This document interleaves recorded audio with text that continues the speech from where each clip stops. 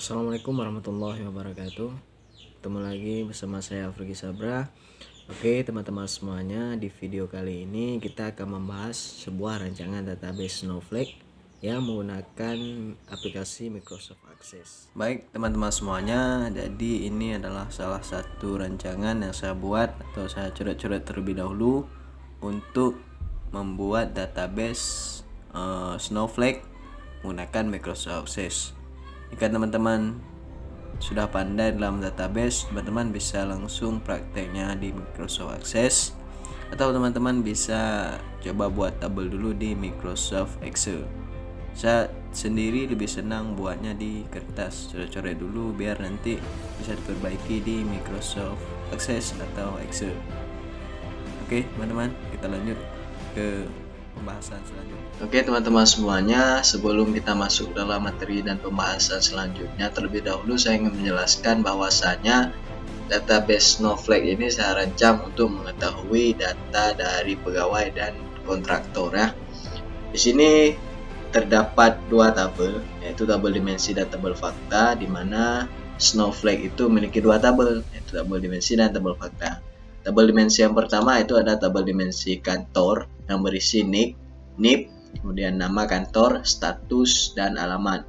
Kemudian ada tabel dimensi karyawan. Tabel dimensi karyawan berisi ID karyawan, tingkat di sini tamatan apa ya. Kemudian umurnya berapa, kemudian agamanya, serta jumlah kontraktor ya. Kemudian ada tabel dimensi nilai ijazah. Tabel dimensi nilai ijazah ini tergantung dari ijazah masing-masing ya, apakah ijazah S1, S2, S3 maupun ijazah SMA. Kemudian ini yang saya input yaitu ijazah SMA. Kalau ijazah perkuliahan saya belum punya, jadi saya belum mengetahui apa saja mata kuliah yang harus saya input di sini. Makanya saya buat dari contoh ijazah SMA ya, yang sudah saya miliki. Kemudian tabel dimensi selanjutnya itu tabel dimensi rata-rata, itu memiliki ID nilai, rata-rata nilai, kemudian jumlah dari PNS. Kemudian tabel dimensi selanjutnya itu tabel dimensi waktu. Tabel dimensi waktu ini terdapat beberapa juga atribut, yaitu atribut ID waktu, tahun, kemudian tahun angkatan. Kemudian tabel dimensi yang terakhir yaitu tabel dimensi wilayah. Di mana dalam tabel dimensi wilayah ini terdapat ID wilayah, desa, dan kecamatan. Kemudian kita masuk ke dalam tabel fakta kontraktor. Tabel fakta kontraktor ini memiliki beberapa atribut. Yang pertama ID waktu, ini untuk melihat waktu si kontraktor itu kontraknya di sebuah perusahaan atau sebuah kantor itu berapa lama. Kemudian nicknya, kemudian ID wilayah, dia bekerja di wilayah mana, kemudian ID kontraktornya, kemudian jumlah kontraktor di sebuah perusahaan itu berapa, kemudian ID nilai ijazah, ini tergantung ijazah masing-masing. Di sini saya buat ijazah sama ya. Kemudian selanjutnya yaitu ada tabel fakta dari pegawai. Ini tabel fakta dari pegawai berupa nama pegawai, ID waktu, itu kemudian NIP, nomor induk kepegawaian, kemudian ID wilayah, dia bekerja di mana, kemudian ID PNS-nya, kemudian nilai ijazah dari si PNS, kemudian jumlah dari PNS di sebuah perusahaan atau sebuah instansi pekerjaan. Oke, kita masuk ke dalam relasinya. Oke, di sini relasinya seperti ini, bisa teman-teman lihat. Jadi di tabel dimensi rata-rata ini dia menginput data dari tabel dimensi rata-rata ini, kemudian dimasukkan ke dalam tabel fakta pegawai ke ID nilai ijazah ya. Di ID nilai rata-rata ini kemudian dimasukkan ke ID nilai ijazah.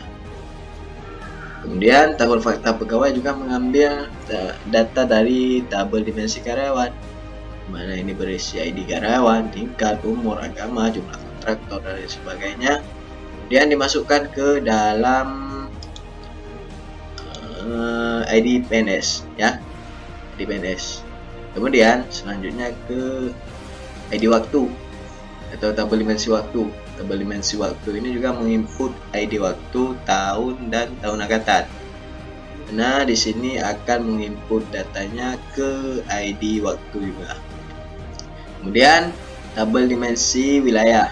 Tabel dimensi wilayah ini data yang berada di dalam tabel dimensi wilayah ini dimasukkan ke ID wilayah dari tabel fakta PNS. Selanjutnya yang terakhir ada tabel dimensi kantor. Jadi tabel dimensi kantor ini terdapat NIM dari pegawai, kemudian dimasukkan atau diinput ke tabel fakta pegawai yang diminta NIM-nya ya. Oke, selanjutnya kita masuk ke dalam tabel fakta kontraktor. Tabel fakta kontraktor itu memiliki sama persis kerjanya, alur kerja seperti tabel pegawai. Yang pertama ID waktu. ID waktu itu masuk ke dalam dimensi waktu. Kemudian ID wilayah. ID wilayah itu masuk ke dalam tabel dimensi wilayah. Menginput datanya dari tabel dimensi wilayah, kemudian diambil oleh tabel fakta kontraktor. Kemudian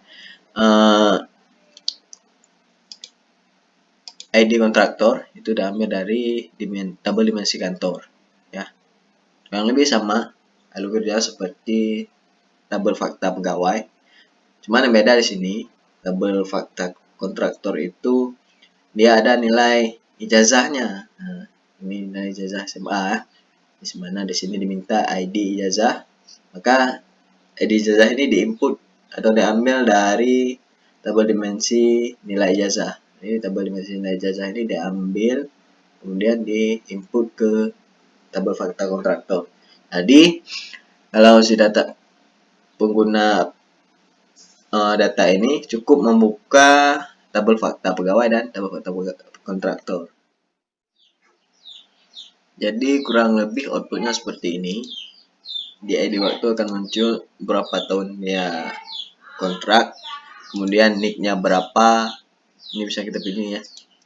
Kalau sudah kita input, kemudian ID wilayah di mana, ini juga bisa kita pilih kalau sudah kita input.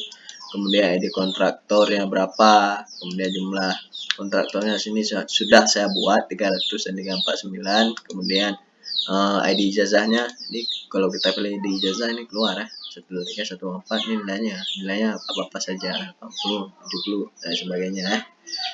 Ini kedua sama juga penjelasannya. Jadi yang terakhir yaitu tabel pegawai. Nah, tabel pegawai di sini terdapat nama pegawai. Ini bisa input sendiri ya, namanya misalnya apa. Nah, kita buat lain. Kita buat Andi. Kemudian Andi ini misalnya dia bekerja sebuah perusahaan 3 tahun, kemudian NIP-nya Andi misalnya 0 nih ya. Kemudian wilayah Andi bekerja misalnya di Banda Aceh ya. Kita pilih Banda Aceh.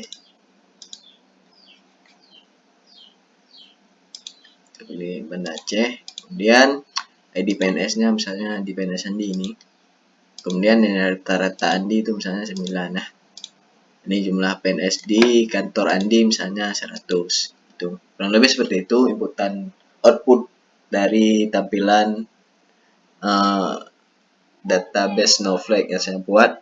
Kurang lebih teman-teman, alur kerja dari database Snowflake ini seperti ini ya, dimana itu terdapat tabel fakta pegawai, kemudian terdapat tabel fakta kontraktor. Jadi di database Snowflake ini yang perlu diperhatikan itu tabel fakta saja ya, tabel fakta. Dimana tabel fakta ini di saat konsumen ingin melihat misalnya si pemilik di perusahaan ingin melihat nama pegawai, kemudian ID waktunya, itu cukup melihat di tabel data pegawai. Namun kekurangannya adalah di saat mencari datanya ya, agak lama. Ini kan tabelnya harus ambil di sini dulu baru ke sini. Ini dari dimensi karyawan diambil baru dimasukkan data pegawai. Ini tidak langsung. Jadi kekurangannya adalah itu ya. Lebih dan kurang saya mohon maaf apabila ada kesalahan dalam penyampaian sikap saya maupun tutur kata saya yang masih sekali-kali apalah dalam penyampaian kesalahan. Bisa teman-teman koreksi di kolom komentar. Lebih dan kurang saya mohon maaf teman-teman apabila ada kesalahan. Mohon dikoreksi juga di kolom komentar. Saya akhiri. Assalamualaikum warahmatullahi wabarakatuh.